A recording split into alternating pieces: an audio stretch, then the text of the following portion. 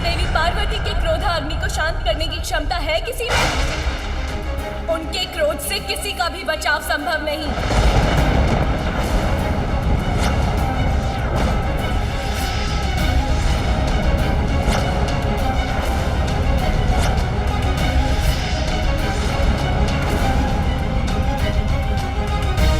मैं उचित कह रही हूँ ना यमराज? आपको तो स्मरण होगा, भक्त मार्कंडे के जब आप प्राण हरने गए थे तो आपसे महादेव के प्रति दृष्टता हुई थी और उन्होंने आपके साथ क्या किया था?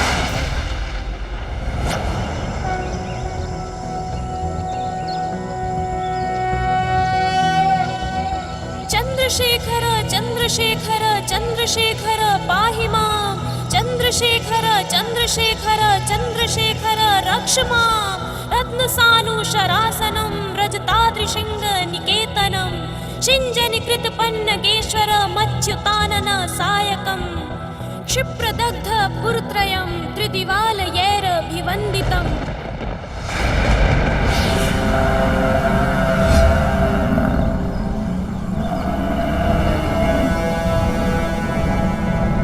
बालक, मृत्यु लोक में तुम्हारा समय समाप्त हुआ। मेरे साथ चलो, मैं यमराज तुम्हें लेने आया हूं। अपना यह मंत्र जाप रोक कर बाहर आओ और अपनी मृत्यु के लिए प्रस्तुत हो जाओ।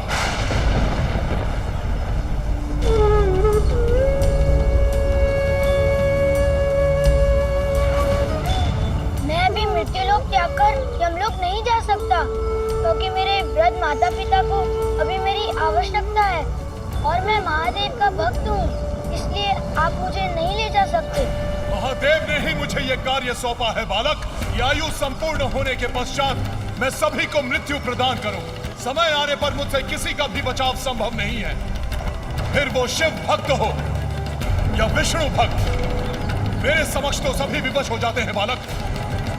इसीलिए अब मेरा समय व्यर्थ मत करो और अपना हठ त्याग कर शीघ्र बाहर आओ। तुम्हें क्या लगता है बालक, यदि तुम बाहर नहीं आए तो मैं तुम्हें अपने साथ लेकर जाने में विफल हो जाऊंगा? मेरा ये पाश अब तुम्हारे प्राण बाहर खींच लाएगा।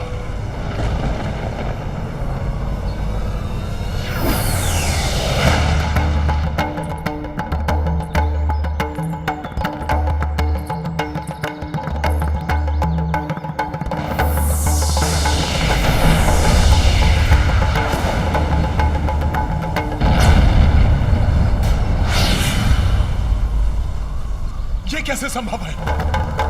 मेरा पाश अग्नि से कैसे प्रज्वलित हो गया?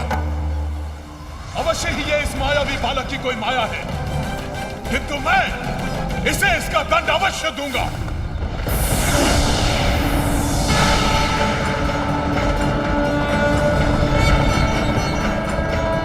यमराज ने अपने पाश से शिवलिंग अर्थात मेरे स्वामी को स्पर्श करने का दुस्साहस कैसे किया?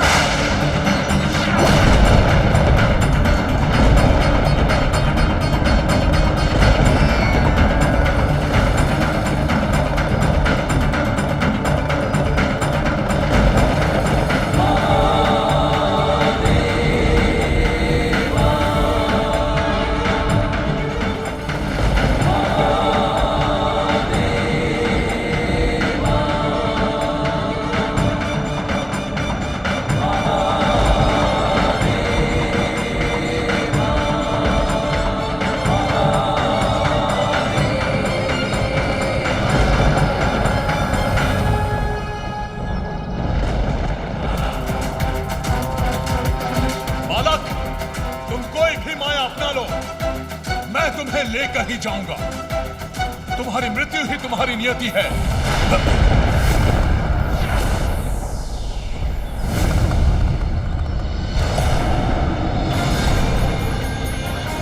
स्वयं अर्धनारीश्वर यहाँ इस बालक की रक्षा के लिए?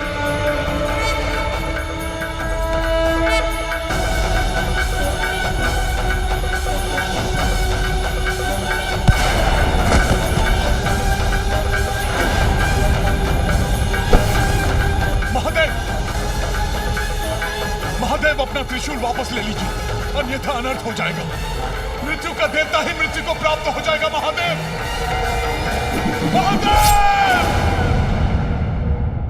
स्मरण है ना यमराज, तब आपके पार्थिव शरीर के समीप एकत्रित होकर इन सभी देवताओं ने देवी पार्वती से आपके पुनर्जीवन की प्रार्थना की थी, ताकि सृष्टि का क्रियाकलाप सुचारू रूप से चलता रहे।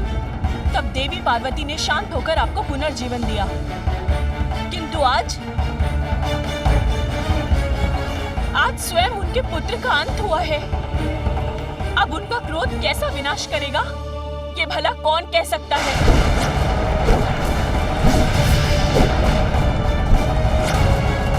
कोई भी स्त्री अपने पति और संतान को हानि पहुंचाने वाले को कभी भी क्षमा नहीं कर सकती।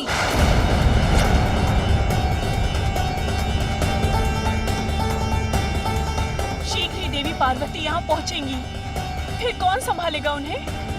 बोलिए।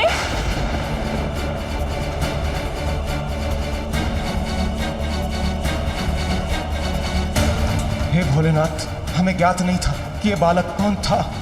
देवराज, आपको ज्ञात नहीं था कि ये देवी पार्वती का पुत्र था, किंतु मुझे तो ज्ञात था ये कौन है।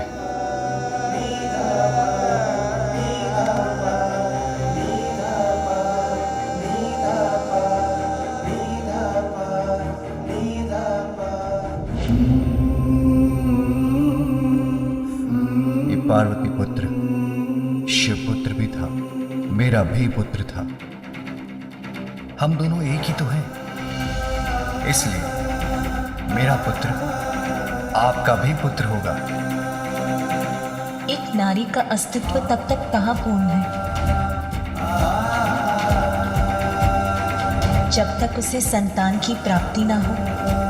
मुझे एक संतान का अनमोल उपहार देने की कृपा कीजिए स्वामी। ऐसा दुर्भाग्य है ये मेरा, मुझसे मेरे मातृत्व का अधिकार छीन लिया इन देवताओं ने।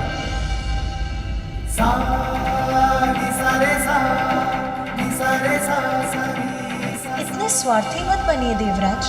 एक माँ से उसके पुत्र को विलग करने का प्रयास मत कीजिए आप। अपने पुत्र को अपने से विलग नहीं होने दूंगी और आपको भी ऐसा नहीं करने दूंगी।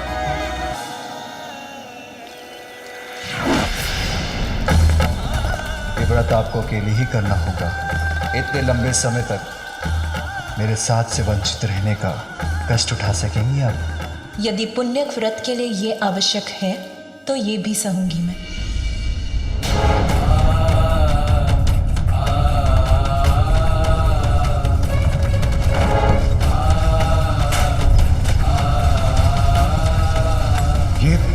ये कैसा कंपन है?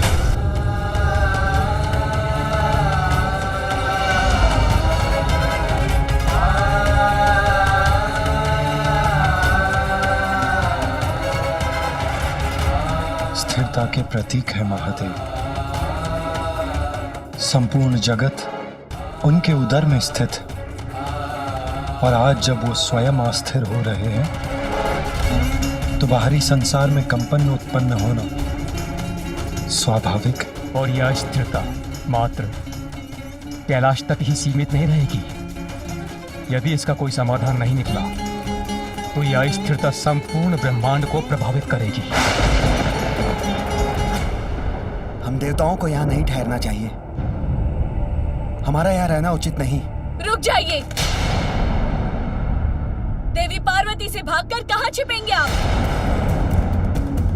ऐसा कौन सा स्थान है इस संसार में जहाँ तक भी आपकी दृष्टि जा सकती है और ये संपूर्ण सृष्टि जिनमें समाहित है, उन देवी पार्वती से इस सृष्टि के किसी भी कोने में छिपा नहीं जा सकता। आदि शक्ति होते हुए भी देवी पार्वती अपनी शक्तियों को भुलाकर एक साधारण गृहिणी के समान अपना जीवन बिता रही हैं। किंतु जब उन्हें ज्ञात होगा कि उनके पुत्र का वध हो चुका है, तो उन्हें अपनी शक्तियों का स्मरण करने में अधिक समय नहीं लगेगा, और तब उनका प्रचंड क्रोध जागृत होगा। उनके क्रोध का सामना करने का साहस तो रखिए देवगण, क्योंकि इस अनर्थ के घटने में दोष आप सभी देवताओं का है।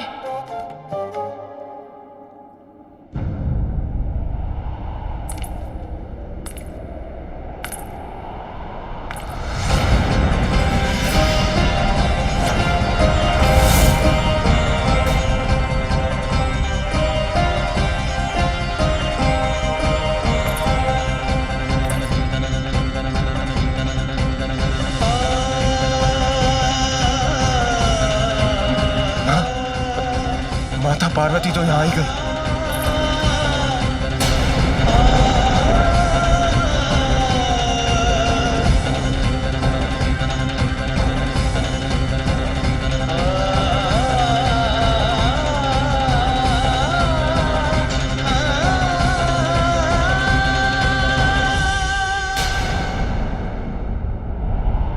मेरा पुत्र कहीं दिखाई नहीं दे रहा है। कहाँ छिपा है वो?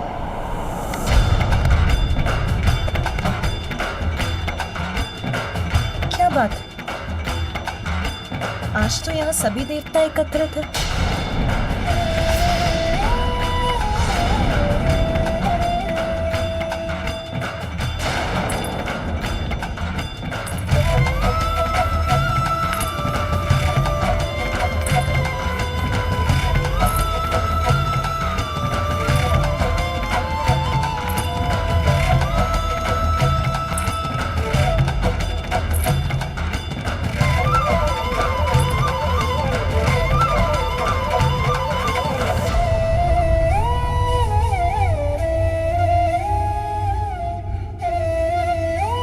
ब्रह्मदेव और नारायण भी यही हैं।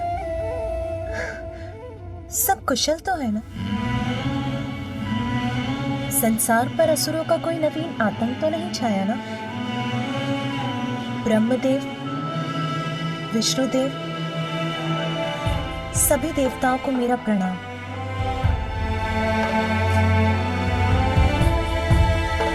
संकट आए भी तो भयभीत होने की क्या आवश्यकता है? आप सभी मिलकर किसी भी संकट के निवारण का उपाय सोच ही लेंगे।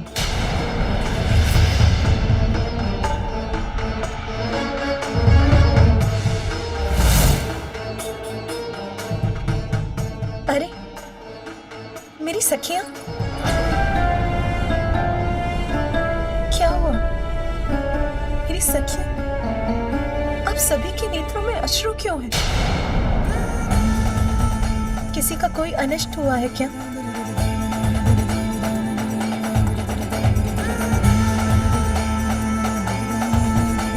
आप सब यहाँ, सबके मुख पर दुख का भाव।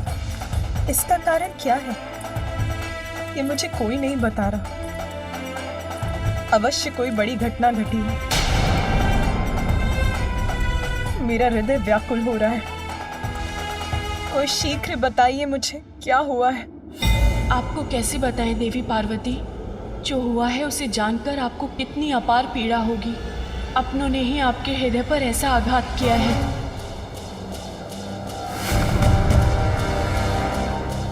स्वामी, स्वामी यहाँ है। उन्हें तो लौटकर सीधे मेरे पास आना चाहिए था। वो यहाँ अकेले क्यों बैठे हैं?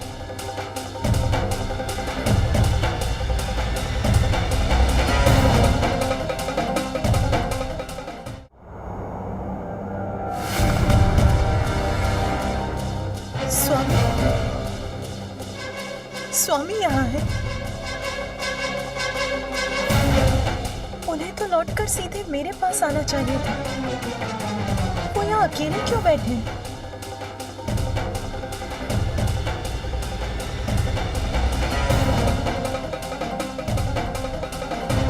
और मेरा पुत्र, पुत्र कहाँ है? पुत्र, वो दिखाई क्यों नहीं दे रहा? स्वामी, आप ही कुछ बताइए।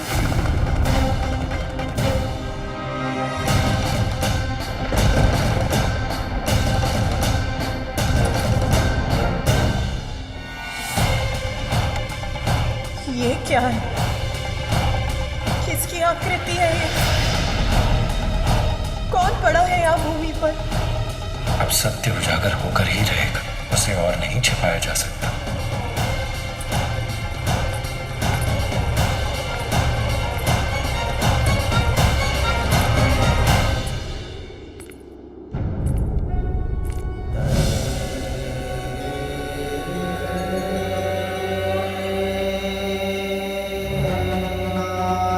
छोटे छोटे हाथ पांव किसके हैं? कौन है ये?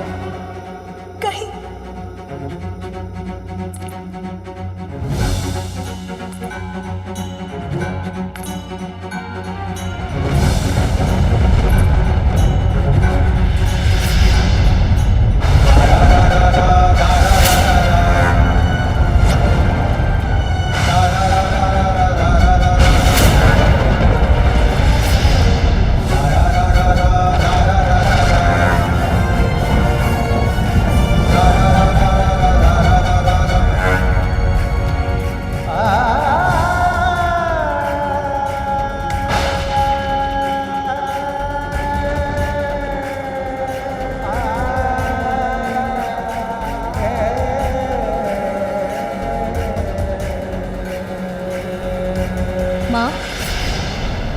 सेवा करने, आपको सुख देने आया हूँ।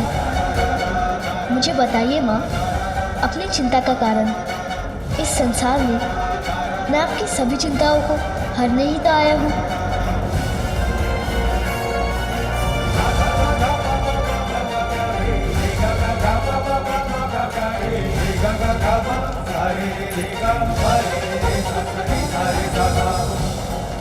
माँ, मैं आपको छोड़कर कभी कहीं नहीं जाऊंगा, सदा आपके साथ ही रहूंगा। मैं ये वचन देता हूँ।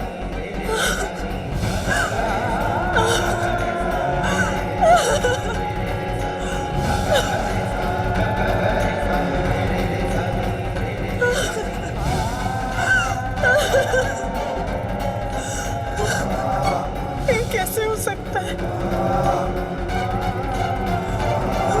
मेरा पुत्र, जिसका जीवन अभी प्रारंभ भी नहीं हुआ था, उसका अंत कैसे हो सकता है? स्वयं नारायण के वरदान से प्राप्त मेरा पुत्र मुझे अपनी माँ को छोड़कर कैसे जा सकता है?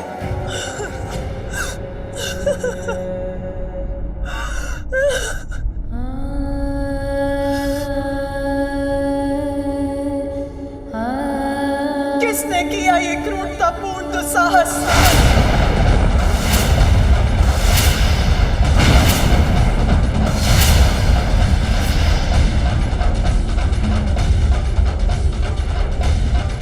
किसने वध किया मेरे पुत्र का?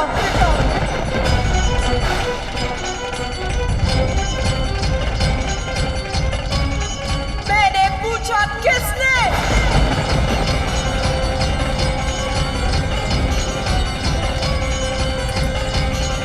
बताइए मुझे, मेरे पुत्र का वध करने का दुस्साहस किसने किया? आप लोग उत्तर क्यों नहीं देते?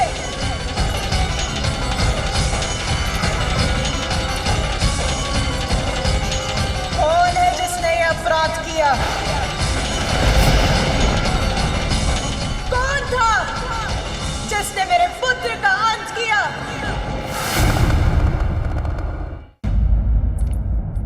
स्वामी, आप ही बताइए, किसने किया ये जघन्य अपराध? किसने विलग किए मेरे पुत्र के शरीर से उसके प्राण?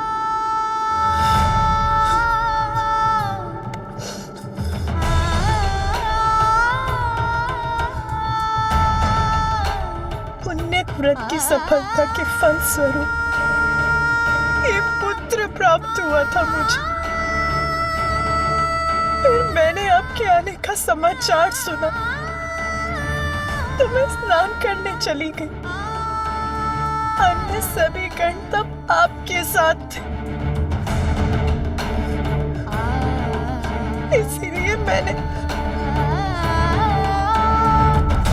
द्वार रक्षा के लिए हाथ छोड़ दिया। किंतु स्वामी, इतने ही समय में ऐसा घोर अनर्थ कैसे हो गया? बताइए स्वामी, कैसे हो गया ये घोर अनर्थ?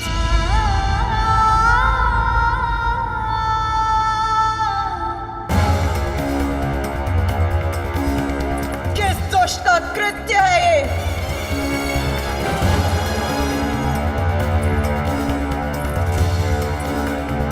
कौन है जो काल एक अनंत अंधकार में विलीन होना चाहता है? कौन है जो मेरे कोप का भागी बनना चाहता है? कौन है जिसने मेरे पुत्र का वध कर मेरे प्रति ऐसा अक्षम्य घोर अपराध किया है?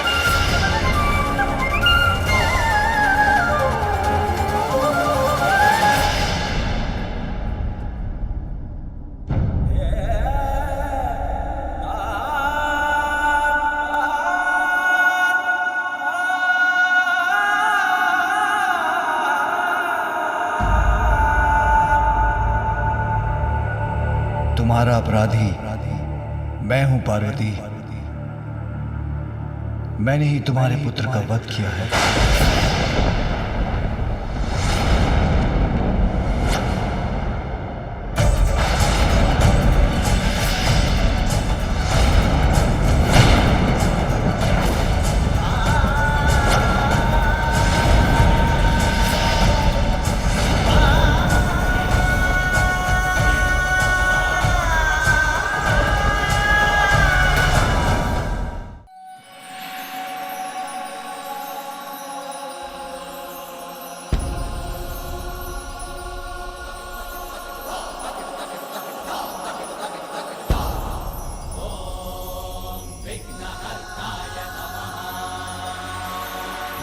हमें आज्ञा दीजिए प्रभु।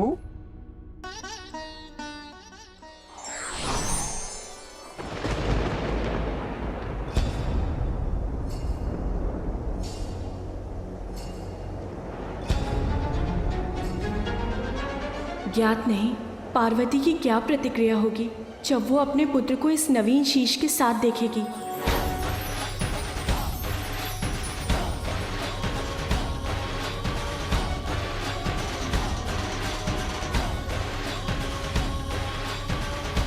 पार्वती नंदन के पुनः जीवन ने अंततः हम देवताओं को माता के कोप से रक्षित कर दिया।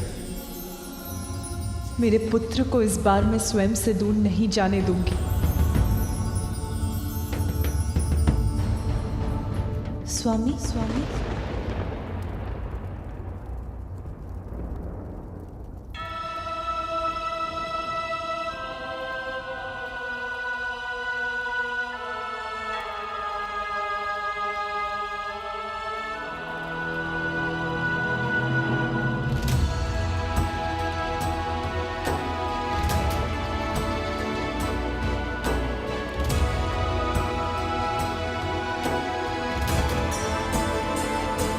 आशा करता हूं कि देवी पार्वती की पीड़ा समाप्त हो जाएगी।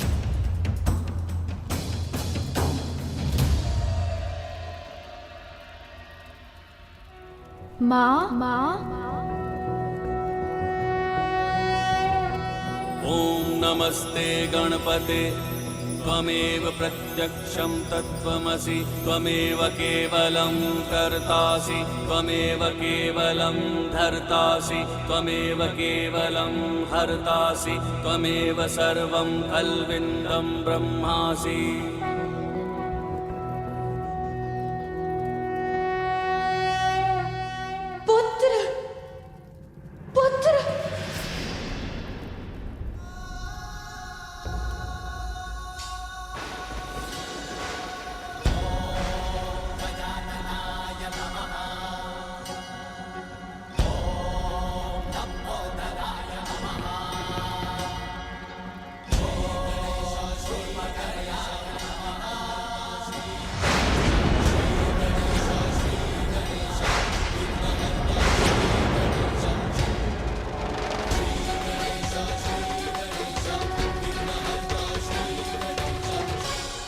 कौन है ये बालक?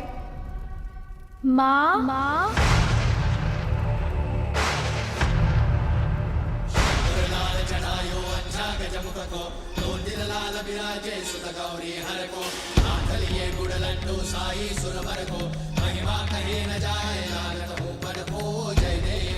कौन विचित्र गजमुख बालक है जो मुझे माँ कहकर पुकार रहा है? ये तो मेरा पुत्र नहीं।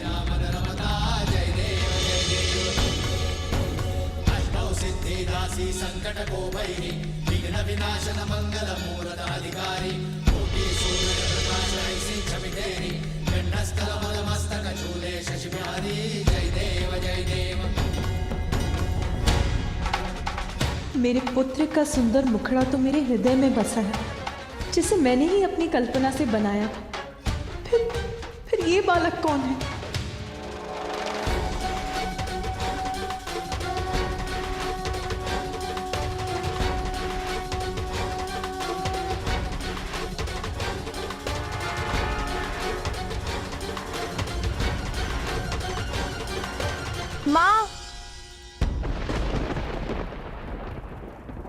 जिसकी आशंका थी वही हुआ। माता अपने पुत्र को इस रूप में स्वीकार नहीं कर पा रही हैं।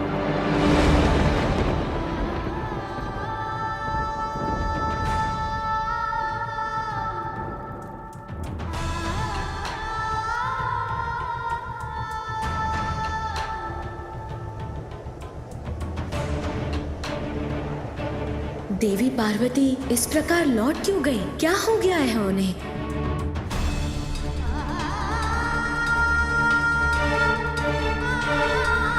माँ, मैं आपकी सेवा करने, आपको सुख देने आया हूँ।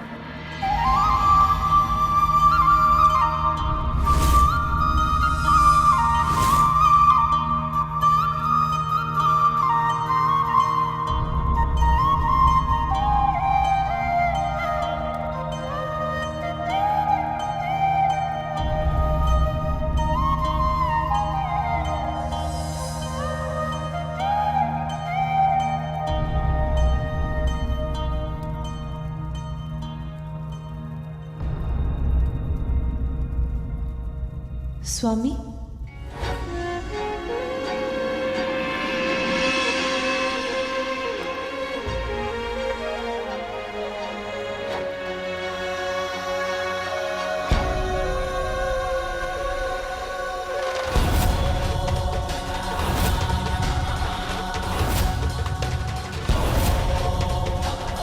गजमुख, पार्वती पुत्र का नवीन शीश तो गजमुख है।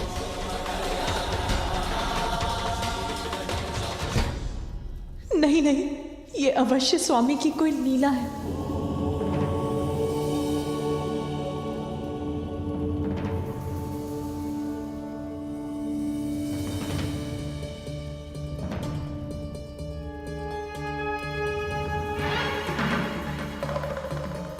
देवी पार्वती अपने पुत्र की पुरानी छवि के मोहवश अपने ही पुत्र को इस नवीन रूप में स्वीकार नहीं कर पा रही है, किंतु अपनी मां के मुंह फैलने से इसके कोमल हृदय को आहत होने से बचाना होगा। पुत्र, तुम कुशल तो हो ना?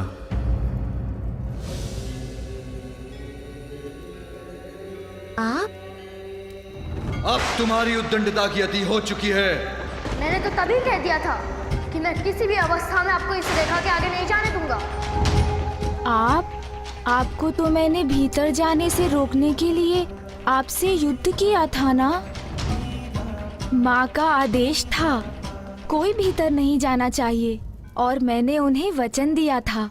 मैं स्नान करने जा रही हूँ, स्मरण रहे, किसी को भी भीतर मत आने देना। मैं वचन देता हूँ माँ, किसी को भी भीतर आने नहीं दूंगा।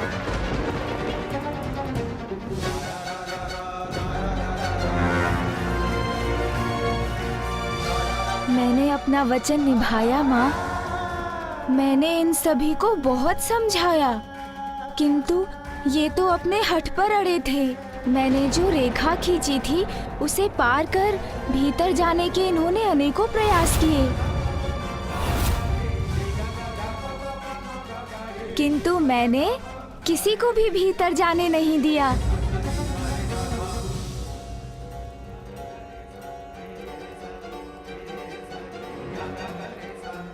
जब आपने मुझे कहा था कोई भीतर नहीं आना चाहिए, तो फिर कैसे जाने देता मैं इन्हें?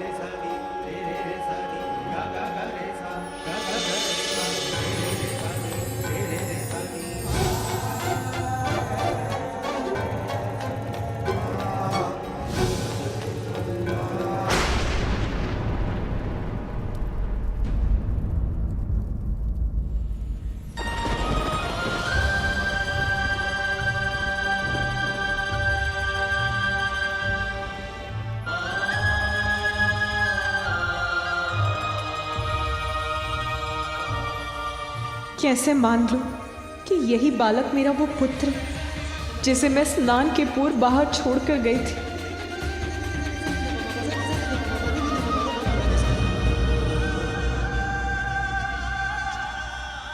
पुत्र, तुम जिनसे युद्ध कर रहे थे वो सभी तुम्हारे अपने ही थे, किंतु अहंकारवश तुम किसी को पहचान ही नहीं सके। मुझे देखकर मेरा उपहास कर रहे थे, किंतु तुम मेरा वास्तविक परिचय नहीं पा सके, नहीं देख सके। इस जगत के रोम रोम में व्याप्त हूं मैं। तुम्हारा पिता हूं, तुम्हारा पिता हूं, तुम्हारा पिता हूं, तुम्हारा पिता हूं, तुम्हारा पिता हूं।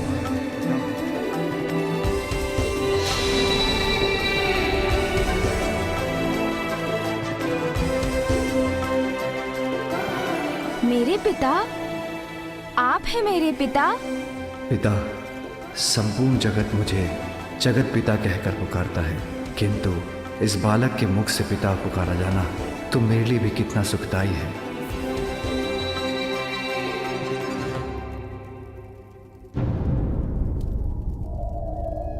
प्रणाम पिताश्री। आयुष्मान भव।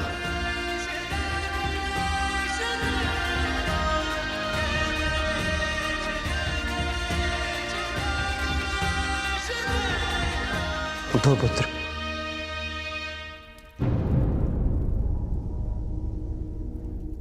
आप ही मेरे पिता हैं कि आपने मुझे तब क्यों नहीं बताया पिताश्री?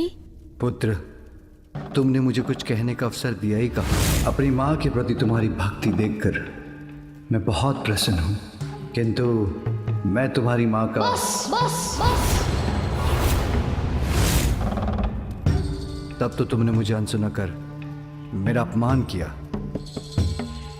मेरा ही नहीं, संसार के रचयिता ब्रह्मदेव और जगत के पालनहार विष्णुदेव का भी अपमान किया। हमसे व्यर्थ संघर्ष मत करो। मुझे जो करना है वो मैं करके ही रहूंगा। चले जाइए यहाँ से। संसार के सभी क्रियाकलापों के संरक्षक, धर्म कर्म में सहायक सभी देवताओं का अपमान कर उन पर भी आक्रमण किया तुमने। इंद्रदेव, वायुदेव, अग्निदेव, कुबेर, वरुण देव, सूर्यदेव, यमराज, नागराज, वासुकी, इन सभी पर अपनी माता से प्राप्त शक्ति का दुरुपयोग किया तुमने।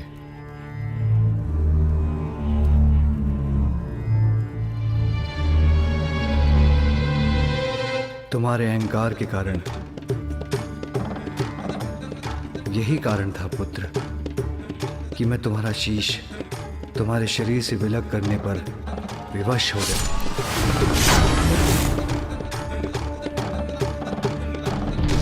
और अब तुम्हें एक नवीन शीश प्राप्त हुआ है। नवीन शीश? अर्थात मेरे अहंकार के कारण मैंने सभी को कठिनाई में डाल दिया और पिताश्री को मुझे एक नवीन शीश देना पड़ा।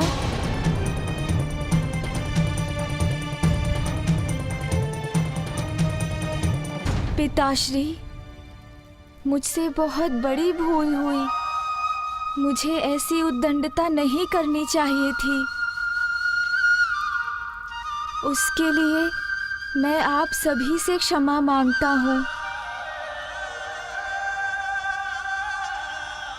और पिताश्री, अहंकारवश आपका अपमान करने के लिए आपसे भी क्षमा याचना करता हूँ।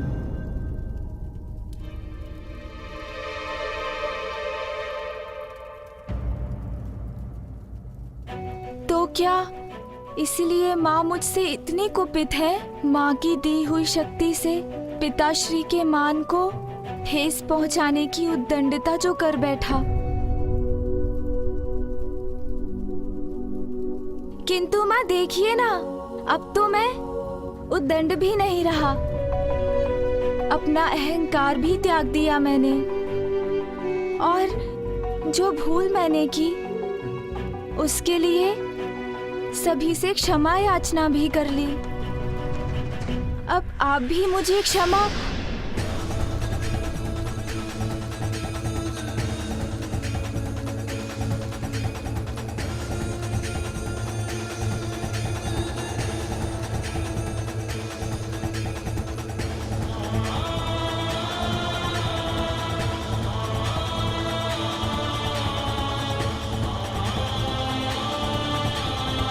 माँ ने मुझसे अपना मुख क्यों फेर लिया? वो मुड़कर लौट क्यों रही है? प्रतीत होता है मुझे अभी भी क्षमा नहीं किया माँ ने। वो तो मुझसे अब भी क्रोधित हैं। इस बालक को तो माता पार्वती ने अस्वीकार कर दिया, किंतु इसमें उनका भी क्या दोष। प्रश्न तो ये उठता है, क्या इस गजमुखी बालक का किसी भी माता द्वारा स्वीकार किया जाना संभव है? असंभव। अभी उनके पास जाकर उन्हें मनाऊंगा तो माँ अवश्य मान जाएंगी। बहुत स्नेह करती है मुझसे, तो अधिक समय तक क्रोधित नहीं रह सकेंगी वो। तुम अपनी माँ के पास जाना चाहते हो ना पुत्र? जी पिताश्री। अवश्य जाना, किंतु उसके पूर्व एक बार अपने नवीन शीश के दर्शन तो कर लो। पिताश्री उचित कहते हैं, मुझे अपने नवीन शीश को तो देख ही लेना चाहिए। आओ पुत्र।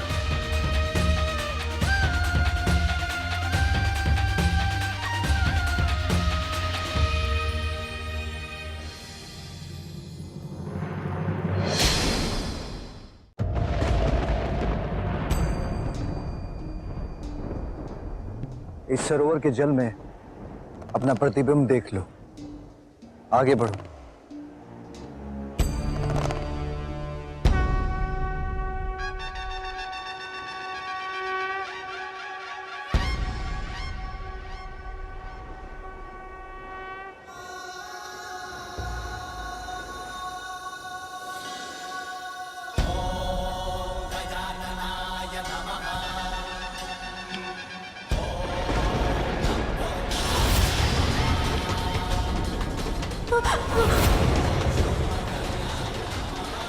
ये क्या हो गया? नहीं नहीं, ये कैसा शीश है? ये मेरा शीश नहीं हो सकता। आपका पुत्र तो मेरी कल्पना से भी अधिक सुंदर है। कितनी मनमोहक मुस्कान है, जैसे चारों दिशाओं को प्रकाशित कर रही हो। मेरे पास आओ, मैं तुम्हें संसार का सबसे सुंदर बालक बना दूंगी। मेरे पास आओ, मैं तुम्हें सृष्टि का समस्त ज्ञान दूंगी। ऐसा शीश कैसे हो सकता है मेरा?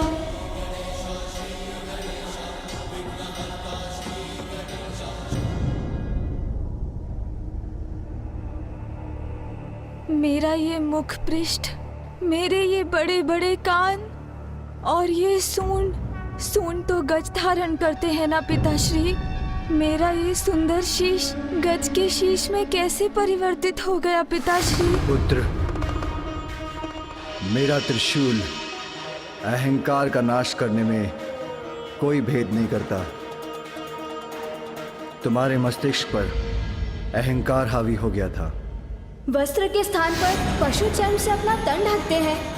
रहने के लिए कोई घर नहीं, नाम पूछो तो कहते हैं सभी नाम मेरे हैं।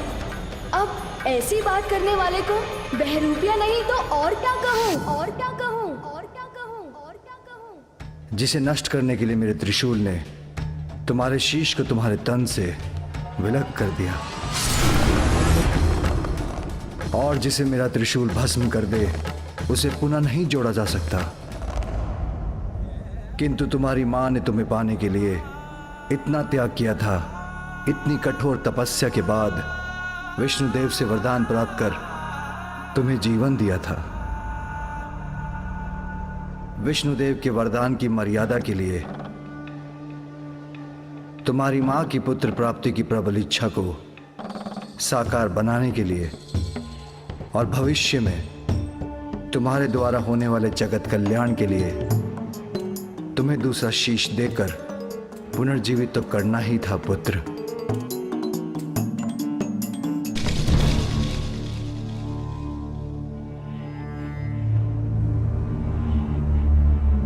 किंतु उसके लिए हमें गज शिशु का ही शीश प्राप्त हुआ।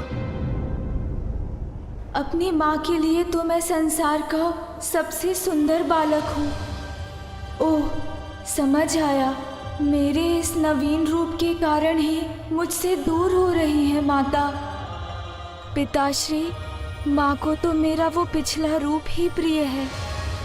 अब मैं उनका सुंदर पुत्र नहीं रहा, इसीलिए वो मुझसे बात किए बिना, मेरा अभिवादन भी स्वीकार किए बिना, मुझे देखे बिना, कुछ कहे बिना ही लौट गई। नहीं पुत्र, माता के हृदय में संतान के प्रति आघात स्नेह रहता है पुत्र। तुम्हारी माता भी अपने पुत्र से अपार प्रेम करती है और तुम्हारे शीश में परिवर्तन होने के बाद भी तुम उनके वही पुत्र हो। विश्वास रखो, समय के साथ वो तुमसे पूर्व की अपेक्षा कहीं अधिक स्नेह करेंगी। वो तुम पर अपना संपूर्ण वात्सल्य उड़ेलेगी। अनंत काल तक तुम्हारा ये नवीन मुखी सदा के लिए उनके हृदय में वास करने वाला है पुत्र। और तुम भी अपने शीश के विषय में विचार करोगे तो तुम्हें ज्ञात हो जाएगा कि ये हर प्रकार से तुम्हारे पूर्व के शीश से कहीं उत्तम है।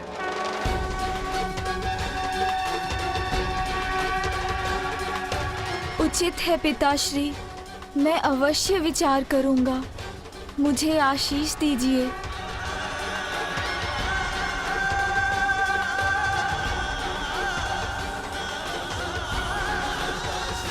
प्रणाम पिताश्री। आयुष्मान भव।